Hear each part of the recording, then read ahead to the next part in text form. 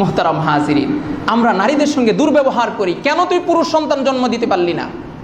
আল্লাহ সুবহানাহু ওয়া তাআলা বলছেন, ইয়াহাবু সূরাতুশ শূরা 25 নম্বর পারা 9 নম্বর 7 নম্বর পৃষ্ঠা।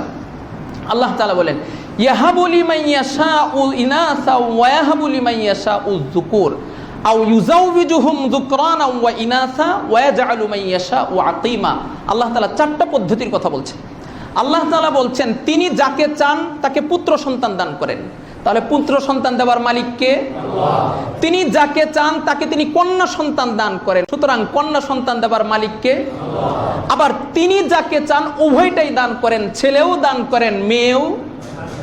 আবার আরেকটা হালতের কথা বলা হচ্ছে, তিনি যাকে চান তাকে বন্ধা হিসাবে রেখে দেন, সন্তান দেন না।